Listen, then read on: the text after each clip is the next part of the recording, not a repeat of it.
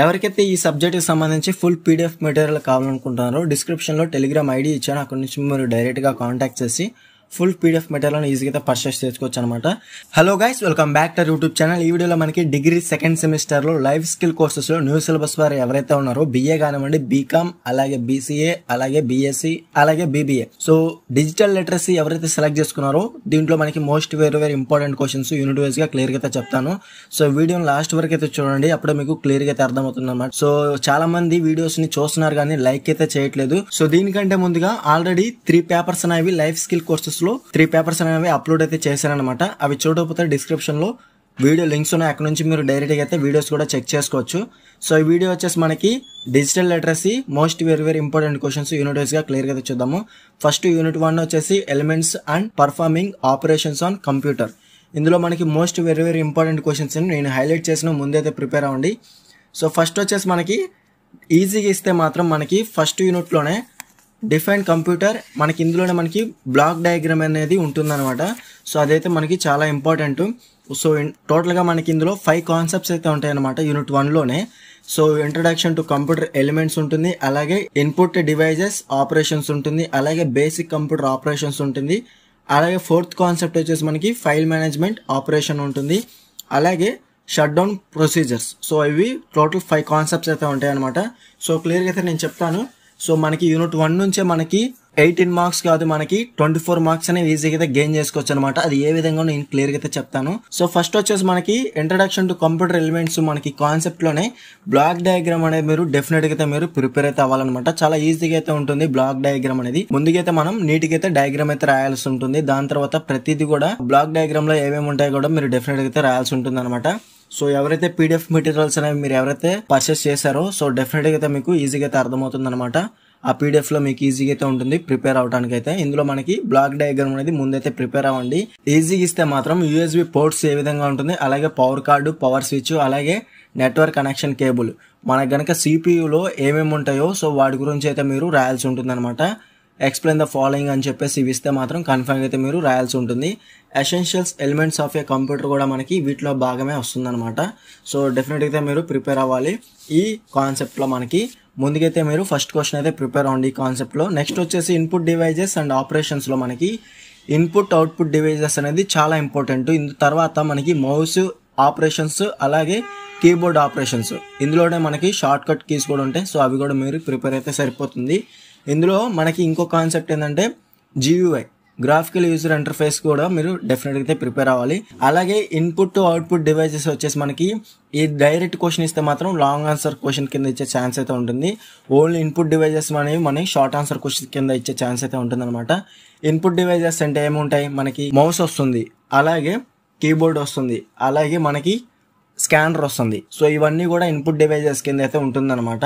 Output devices విషయానికి వస్తే మాత్రం మానిటర్ వస్తుంది, అలాగే స్పీకర్స్ వస్తాయి, అలాగే ప్రింటర్ వస్తుంది. సో ఈ విధంగా మనకి అవుట్పుట్ డివైజెస్ అనేవి ఉంటుంది అనమాట. సో మీకు ప్రతిదీ కూడా చాలా ఈజీగా అయితే ఉంటుంది అనమాట పీడిఎఫ్ మెటీరియల్లో. సో ఇవి మాత్రం కన్ఫర్మ్ అయితే ప్రిపేర్ అవ్వండి. మౌస్ ఆపరేషన్స్, కీబోర్డ్ ఆపరేషన్స్, అలాగే ఓవరాల్ గా ఇన్పుట్ అవుట్పుట్ డివైజెస్ కూడా మీరు డెఫినెట్ గా ప్రిపేర్ అవ్వాలి. టైం ఉంటే గ్రాఫికల్ యూజర్ ఇంటర్ఫేస్ కూడా ఓవరాల్ గా ఒకసారి చెక్ చేసుకోండి.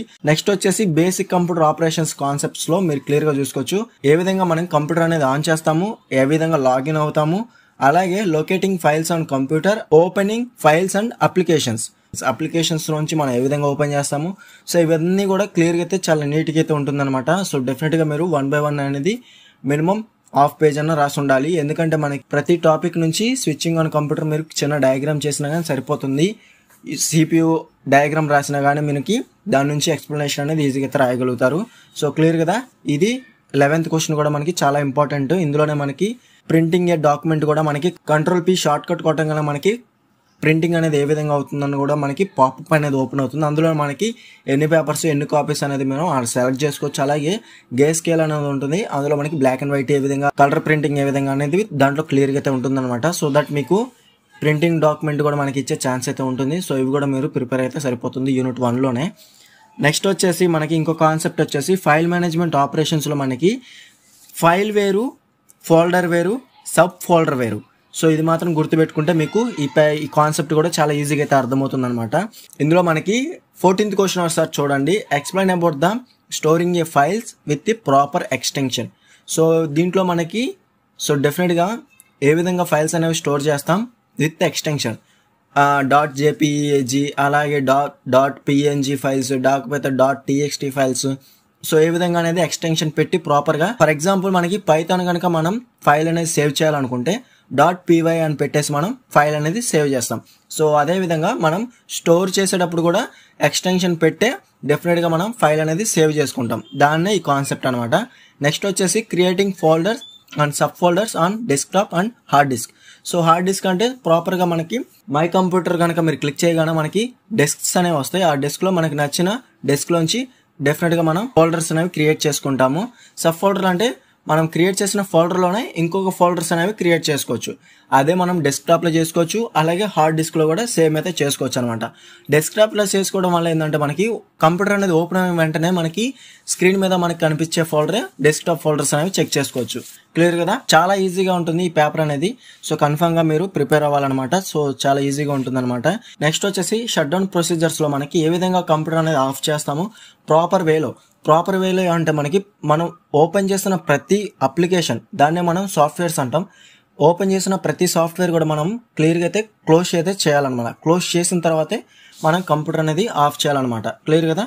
దీని గురించి మనకి ensuring the safety of data during system shut down చేసేటప్పుడు క్లియర్గా అయితే మనం షట్ డౌన్ అయితే చేయాలన్నమాట. డైరెక్ట్గా అయితే మనకి స్విచ్ ఆఫ్ అయితే చేయకూడదు అనమాట. సో ఆల్రెడీ ఓపెన్ చేసిన అప్లికేషన్స్ కానివ్వండి, సాఫ్ట్వేర్స్ కానివ్వండి, ముందైతే క్లోజ్ చేసి తర్వాత లాస్ట్లో అయితే మనం షట్ డౌన్ అయితే చేయాలన్నమాట. క్లియర్ కదా? ఇది మనకి యూనిట్ 1లో ముందుగైతే నేను హైలైట్ చేసిన క్వశ్చన్స్ అనేవి ముందైతే ప్రిపేర్ అవ్వండి. టైం ఉంటే మిగతా క్వశ్చన్స్ కూడా ఓవర్గా ఒకసారి చెక్ చేసుకోండి. సో దట్ మనకి ఒకవేళ మీరు ఏదైనా క్వశ్చన్ మిస్ అయినా కానీ మీకు ఆల్రెడీ తెలిసిన క్వశ్చన్స్ అనేవి ఆన్సర్స్ అయితే చేయొచ్చు అనమాట. సబ్జెక్ట్ రిలేటెడ్ కంటెంట్ మాత్రం డెఫినెట్గా అయితే రాయాలి. అవుట్ ఆఫ్ సబ్జెక్ట్ అనేది అసలు రాయొద్దు. సో అది గుర్తుపెట్టుకోండి యూనిట్ 1లో. సో దీంట్లోనే మనకి షార్ట్ క్వశ్చన్స్ అనేవి 3 క్వశ్చన్స్ ఇచ్చే ఛాన్స్ అయితే ఉంటుంది. సో దీని నుంచి మనకి షార్ట్ క్వశ్చన్స్ 3 రాస్తారు కాబట్టి 12 మార్క్స్ అనేవి ఈజీగా అయితే గెయిన్ చేసుకోవచ్చు. అలాగే లాంగ్ ఆన్సర్స్ కనుక మనకి ప్రీవియస్ ప్యాటర్న్ గా ఇస్తే మాత్రం ఒక యూనిట్ నుంచి 2 క్వశ్చన్స్ అనేవి డైరెక్ట్గా రాసే ఛాన్స్ అయితే ఉంటుంది కాబట్టి సో కన్ఫర్మ్గా యూనిట్ 1 అనేది మీరు ప్రిపేర్ అయినా సరిపోతుంది. నెక్స్ట్ వచ్చేసి యూనిట్ 2 వచ్చేసి క్లియర్గా చూసుకోవచ్చు. యూనిట్ 2లో మనకి టోటల్గా 13 క్వశ్చన్స్ అయితే ఉన్నాయి. ఇందులో మనకి మోస్ట్ వెరీ ఇంపార్టెంట్ క్వశ్చన్స్ నేను ముందైతే హైలైట్ చేశాను. ముందైతే అవి ప్రిపేర్ అవ్వండి. సో ఫస్ట్ దీంట్లో మనకి 3 కాన్సెప్ట్సే ఉంటాయి అనమాట యూనిట్ 2లో. Access the internet to browse information and email operations. So ఇందులో మనకి ఫస్ట్ క్వశ్చన్, సెకండ్ క్వశ్చన్ నుంచి ఒక క్వశ్చన్ అయితే కన్ఫర్మ్గా వస్తుంది. ఈజీగా ఇస్తే మాత్రం overview of accessing the internet. So ఇది మాత్రం డెఫినెట్గా అయితే ప్రిపేర్ అవ్వాలి. సో నెక్స్ట్ వచ్చేసి browsing information on the internet కనుక మీరు క్లియర్గా చూసుకుంటే సో వెబ్ బ్రౌజర్ అంటే ఏంటి, అలాగే వెబ్ బ్రౌజర్లో ఉండే సెర్చ్ ఇంజన్స్, అదేవిధంగా సెర్చ్ ఇంజన్స్ని యూజ్ చేసి ఇన్ఫర్మేషన్ అనేది ఏ విధంగా ఫైండ్ చేస్తారు, మొబైల్ ఏ విధంగా అయితే బ్రౌజ్ చేస్తామో సేమ్ మనకి పీసీ కానివ్వండి, ల్యాప్టాప్ కానివ్వండి, మనకి కంప్యూటర్లు అనేది ఏ విధంగా అయితే సెర్చ్ ఇంజన్స్ యూజ్ చేసి, సెర్చ్ ఇంజన్ అంటే ఏం లేదు ఫ్రెండ్స్, మనకి గూగుల్ ఎలా ఉంటుంది, యాహూ ఎలా ఉంటుందో సేమ్ మనకి సెర్చ్ ఇంజన్స్ అనేవి ఆ రెండైతే వస్తాయి అనమాట. అవే కాదు మిగతావి కూడా ఉంటాయి. మనం మెయిన్గా వాడేది మేజర్గా గూగుల్ అనేది వాడతాము, తర్వాత యాహూ అనేది నెంబర్ ఆఫ్ మెంబర్స్ అనేవి వాడతారనమాట. ఇందులోనే మనకి techniques for efficient web navigation. So ఇది కూడా మీరు డెఫినెట్గా అయితే క్లియర్గా చూసుకోండి. నెక్స్ట్ వచ్చేసి ఈమెయిల్ ఆపరేషన్స్. ఈమెయిల్ ఆపరేషన్స్ వచ్చేసి మనకి చాలా అంటే చాలా ఈజీ. సో ఫస్ట్ ఎవరికైతే ఈమెయిల్ అనేది తెలీదో, మనకి ఈమెయిల్ అనేది మనం మన ఫోన్లోనే ఈమెయిల్ అయితే ఉంటుందన్నమాట. సో అదే మన ఫోన్లో ఏ విధంగా వాడతామో సేమ్ అయితే ఉంటుందన్నమాట. Registering for a web based email account. Email account అంటే ఎలక్ట్రానిక్ మెయిల్ అకౌంట్ అనేది మీరు క్రియేట్ కనుక చేసుకోవాలనుకుంటే సో ఏ విధంగా క్రియేట్ చేసుకోవాలి, ఏ విధంగా రిజిస్టర్ అవ్వాలి, దానికి ఏమేమి ఇవ్వాలి, సో ప్రతిదీ కూడా మీరు డయాగ్రామెటిక్గా ఇస్తూ ఆన్సర్ అయితే చేయాల్సి ఉంటుంది. అలాగే యాక్సింగ్ ఈమెయిల్ విత్ అటాచ్మెంట్స్. ఒక ఈమెయిల్ కనుక మీరు రిసీవ్ చేసుకున్నప్పుడు దాన్ని ఓపెన్ చేస్తే మనకి అటాచ్మెంట్స్ అనేది ఏ విధంగా డౌన్లోడ్ చేసుకోవాలి, మనం సెండ్ చేయాలనుకున్నా కూడా పర్టికులర్ పర్సన్కి సో మనం అటాచ్మెంట్స్ ఇచ్చేసి మనకి బ్రౌజ్ ఓపెన్ కంప్యూటర్ అనేది రాగానే మనకి దాంట్లో ఉన్న ఫైల్స్ అనేవి మనం యాక్సెస్ చేసుకొని అటాచ్ చేయొచ్చు అనమాట. సో అది కూడా గుర్తుపెట్టుకోండి. దాని తర్వాత దీంట్లోనే మనకి రిప్లైయింగ్ కానివ్వండి, ఫార్వర్డ్ కానివ్వండి, డిలీటింగ్. సో మీకు ఈజీగానే ఉంటుంది ఇది అనేది. సో మనకి వన్స్ మీరు జీమెయిల్ కనుక వాడి ఉంటే ఈజీగా ఉంటుంది, రాకపోతే మాత్రం డెఫినెట్గా ఒకసారి ట్రై చేయండి. చాలా అంటే చాలా ఈజీగా ఉంటుంది. మనకి జీమెయిల్ ఏ విధంగా ఉంటుందో ఈమెయిల్ కూడా సేమ్ అదే విధంగా ఉంటుంది అనమాట. సో వన్స్ మీరు ఒకసారి చెక్ చేస్తే డెఫినెట్గా మీరు ఈ క్వశ్చన్కి ఆన్సర్ అనేది ఈజీగా అయితే చేయొచ్చు. విత్ డయాగ్రామ్తో కూడా మీరు వేసినా కానీ ఫుల్ మార్క్స్ అనేవి ఈజీగా అయితే గెయిన్ చేసుకోవచ్చు అనమాట. సో కన్ఫర్మ్గా మనకి ఇచ్చే క్వశ్చన్ మాత్రం explain about the registration for a web based email account దీంట్లోనే మనకి అటాచ్మెంట్స్ కానివ్వండి, replying, forwarding, deleting email messages. So దీంట్లోంచి కూడా మనకి ఇచ్చే ఛాన్స్ అయితే ఉంటుంది. వన్స్ మీరు కనుక ఒకసారి ట్రై చేస్తే మాత్రం కన్ఫామ్గా మీకు ఈ క్వశ్చన్ అనేది మనకి ఆన్సర్ అనేది ఈజీగా అయితే మీరు రాయగలుగుతారనమాట. యూనిట్ 2 వచ్చేసి సో మేము ముందుకైతే మేము హైలైట్ చేసిన first question, second question, 6th question, అలాగే 9th క్వశ్చన్. సో అటాచ్మెంట్స్ కానివ్వండి, రిప్లయింగ్, ఫార్వర్డింగ్, డిలీటింగ్ కానివ్వండి చాలా ఈజీగా ఉంటుంది. సో ముందైతే ఇవి ప్రిపేర్ అవ్వండి. దాని తర్వాత మిగతా క్వశ్చన్స్ కూడా సో ఓవరాల్ ఒకసారి చెక్ చేసుకోండి. ఇవే క్వశ్చన్స్ వస్తాయని నేను చెప్పలేను, ఎందుకంటే మనకి న్యూ సిలబస్ కాబట్టి. సో కాకపోతే మనకి ఉన్న కాన్సెప్ట్స్లోంచే ఇస్తారు కాబట్టి, ఉన్న టాపిక్స్లోంచే మనకి ఇస్తారు కాబట్టి కన్ఫర్మ్గా అయితే ముందైతే ప్రిపేర్ అవ్వండి. దాని తర్వాత టైం ఉంటే మిగతా క్వశ్చన్స్ కూడా ప్రిపేర్ అవ్వండి యూనిట్ 2లో. సో నెక్స్ట్ వచ్చేసి యూనిట్ 3 వచ్చేసి క్లియర్గా చూసుకోవచ్చు. Make bill payments, other applications using internet and word processing. ఇందులో మనకి మొత్తం బిల్ పేమెంట్స్ మీద అయితే ఉంటుందన్నమాట. వర్డ్ ప్రాసెసింగ్ అంటే MS వర్డ్ మీద ఉంటుంది. సో క్లియర్గా చూసుకోండి. సో ఫస్ట్ వచ్చేసి మనకి సెకండ్ క్వశ్చన్ లాంగ్ ఆన్సర్ క్వశ్చన్స్లో సో మోస్ట్ ఇంపార్టెంట్ క్వశ్చన్ అనమాట. Importance of online bill payments అనేది చాలా important. Making utility bill payments online. So online bill payments అంటే మనకి కంప్యూటర్లో కానివ్వండి, మనం చేసే ఫోన్లో చేసే ఆన్లైన్ బిల్ పేమెంట్స్ కానివ్వండి. సో ఓవరాల్గా సిమిలర్గా అయితే ఉంటుంది అనమాట. సో సెకండ్ క్వశ్చన్ అనేది ముందైతే ప్రిపేర్ అవ్వండి. దాని తర్వాత పేమెంట్స్ ఆన్లైన్. సో డెఫినెట్గా మీరు ఆన్లైన్ పేమెంట్స్ ఏ విధంగా చేస్తారో సేమ్ అదే క్వశ్చన్ అనమాట. మీరు ఏ విధంగా అయితే మనకి రెగ్యులర్ లైఫ్లో ఏ విధంగా అయితే మనం పేమెంట్స్ అనేవి చేస్తామో సేమ్ అయితే ఉంటుంది. సో అది కూడా మీరు రాయొచ్చు అనమాట. ఓన్గా రాసినా కానీ మార్క్స్ అనేవి వేస్తారనమాట. సో కన్ఫర్మ్గా అయితే మీరు ఆన్లైన్ పేమెంట్స్ అనేవి ఏ విధంగా అయితే మనకి రెగ్యులర్గా మొబైల్లో యూజ్ చేస్తామో అదే విధంగా అయితే మీరు ఆన్సర్ అయితే చేయాలి. నెక్స్ట్ వచ్చేసి transactional applications using the internet, booking bus, అలాగే ట్రైన్ టికెట్స్ ఆన్లైన్. ఏ విధంగా మనం బస్ టికెట్స్ కానివ్వండి, ట్రైన్ టికెట్స్ కానివ్వండి ఏ విధంగా బుక్ చేస్తామో సో వాటి గురించి అయితే మీరు రాయాల్సి ఉంటుంది. కాకపోతే మన లాంగ్వేజ్లో కాకుండా సో ఈ సబ్జెక్ట్ రిలేటెడ్ లాంగ్వేజ్లో అయితే మీరు చెప్పాల్సి ఉంటుంది. సో ఆ విధంగా రాస్తేనే మీకు మార్క్స్ అనేవి వస్తాయి అనమాట. సో కన్ఫర్మ్గా అయితే మీరు ప్రిపేర్ అవ్వాల్సి ఉంటుంది. దీంట్లోనే మనకి బ్యాంక్ ట్రాన్సాక్షన్స్ కానివ్వండి, పర్సనల్ ట్రాన్సాక్షన్స్ కానివ్వండి, ఫైనాన్షియల్ మేనేజ్మెంట్ ఆన్లైన్ కానివ్వండి, అలాగే employ portals for job search అంటే మనకి ఇండిడ్ కానివ్వండి, అలాగే నౌకరియా కానివ్వండి. సో ఇలాంటి వాటి గురించి అయితే మీరు రాయాల్సి ఉంటుంది. సో కన్ఫర్మ్గా అయితే అవి మీరు ప్రిపేర్ అయినా సరిపోతుంది. ఓవరాల్గా నవ్వే డేస్లో చాలామంది యూజ్ చేస్తున్నారు కదా, సో కాబట్టి వాటి మీదే మీరు రాసినా కానీ ఫుల్ మార్క్స్ అనేవి ఈజీగా అయితే గెయిన్ చేసుకోవచ్చు. నెక్స్ట్ వచ్చేసి mobile DTH recharge and other transactions. So దీంట్లో మనకి ఏ విధంగా అయితే మనం మొబైల్ కానివ్వండి, DTH కానివ్వండి రీఛార్జ్ చేసుకుంటామో సో అదే ప్రొసీజర్ అనేది మనం ఏ విధంగా ప్రాసెస్ చేస్తామో అనేది దీంట్లో మనకి ఎక్స్ప్లెయిన్ అయితే చేయాల్సి ఉంటుంది. 10th క్వశ్చన్ కానివ్వండి, 11th క్వశ్చన్ కూడా సేమ్ అయితే ఉంటుంది. అలాగే నెక్స్ట్ కాన్సెప్ట్ వచ్చేసి word processing basics. So basics అడుగుతున్నారు కాబట్టి మనకి ఇక్కడ creating word document, editing word document, opening word document, అలాగే సేవింగ్ ఏ డాక్యుమెంట్. సో ఇవి మాత్రం కన్ఫర్మ్గా ప్రిపేర్ అయినా సరిపోతుంది. సో మనకి డెఫినెట్గా ఫుల్ మార్క్స్ అనేవి ఈజీగా గెయిన్ చేసుకోవచ్చు.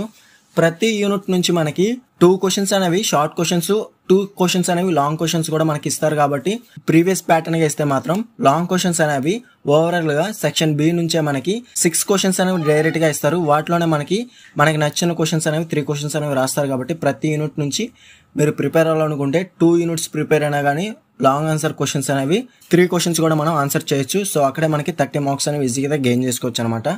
అలాగే షార్ట్ క్వశ్చన్స్ కింద ఇస్తే మాత్రం ప్రతి యూనిట్ నుంచి 2 క్వశ్చన్స్ అనేవి కన్ఫర్మ్ గా అయితే ఇస్తారు. ర్యాండమ్ గా ఒక యూనిట్ నుంచే మనకి 3 క్వశ్చన్స్ ఇవ్వడం అయితే జరుగుతుంది. కాబట్టి కన్ఫర్మ్ గా అయితే మీరు ప్రతి యూనిట్ నుంచి షార్ట్ క్వశ్చన్స్, లాంగ్ క్వశ్చన్స్ కూడా మీరు ప్రిపేర్ అయినా సరిపోతుంది. ఫుల్ మార్క్స్ అనేవి ఈజీగా అయితే గెయిన్ చేసుకోవచ్చు. షార్ట్ ఆన్సర్ క్వశ్చన్స్ విషయానికి వస్తే మాత్రం యూనిట్ 1లో సో టోటల్ గా 10 క్వశ్చన్స్ అనేవి నేను ఇచ్చాను. వీటిలో మనకి మేజర్ గా ఇచ్చే క్వశ్చన్స్ మాత్రం so 5th question, 6th question అయితే ముందైతే ప్రిపేర్ అవ్వండి. దాని తర్వాత బేసిక్ కంప్యూటర్ ఆపరేషన్స్ కానివ్వండి, షట్ డౌన్ ప్రొసీజర్ కానివ్వండి, సో కన్ఫర్మ్ అయితే ప్రిపేర్ అవ్వండి. అలా నెట్వర్క్ ఇంటర్ఫేస్ కార్డు కూడా మనకి డెఫినెట్ గా అయితే ప్రిపేర్ అవ్వండి, సరిపోతుంది. ఈజీగా ఇస్తే మాత్రం కంప్యూటర్ గురించి అయితే మీరు రాయాల్సి ఉంటుంది అనమాట. యూనిట్ 1 నుంచి షార్ట్ క్వశ్చన్స్ కనుక ఇస్తే మాత్రం క్లియర్ కదా. నెక్స్ట్ వచ్చేసి యూనిట్ 2లో కూడా మనకి మేజర్గా ఇచ్చే క్వశ్చన్స్ మాత్రం ఇంటర్నెట్ కనుక ఇస్తే మాత్రం ఈజీగా రాయొచ్చు. ఇంటర్నెట్ కనెక్టివిటీ కానివ్వండి, యాక్స్ ఇన్ ద ఇంటర్నెట్ కానివ్వండి. నెక్స్ట్ వచ్చేసి సెర్చ్ ఇంజిన్ కనుక డైరెక్ట్గా ఇస్తే మాత్రం మీరు క్లియర్గా గూగుల్ గురించి రాయొచ్చు, అలాగే యాహూ గురించి రాయొచ్చు. క్లియర్ కదా. ఈమెయిల్, అలాగే ఈమెయిల్ ఆపరేషన్స్. ఆల్రెడీ మీరు యూనిట్ 2లో మనకి లాంగ్ ఆన్సర్స్ కనుక ప్రిపేర్ అయితే షార్ట్ క్వశ్చన్స్ అనేవి ఈజీగా అయితే రాయొచ్చు అనమాట. సో ఎటువంటి ప్రాబ్లం లేదు. నెక్స్ట్ వచ్చేసి యూనిట్ 3లో కూడా మీరు ఫీచర్స్ ఆఫ్ వర్డ్ ప్రాసెసింగ్ అనేది చాలా ఇంపార్టెంట్. అలాగే importance of online bill payments అనేది చాలా ఇంపార్టెంట్ అనమాట. అలాగే బస్ టికెట్స్ కానివ్వండి, ట్రైన్ టికెట్స్ కానివ్వండి, already unit long answer questions అనేవి ప్రిపేర్ అవుతారు కాబట్టి చాలా ఈజీగా అయితే ఉంటుంది. ఎవరికైతే ఈ సబ్జెక్ట్ కి సంబంధించి ఫుల్ పీడిఎఫ్ మెటీరియల్ కావాలనుకుంటున్నారో డిస్క్రిప్షన్ లో టెలిగ్రామ్ ఐడి ఇచ్చాను, అక్కడ నుంచి మీరు డైరెక్ట్ గా కాంటాక్ట్ చేసి ఫుల్ పీడిఎఫ్ మెటీరియల్ ఈజీగా అయితే పర్చేస్ చేసుకోవచ్చు అనమాట.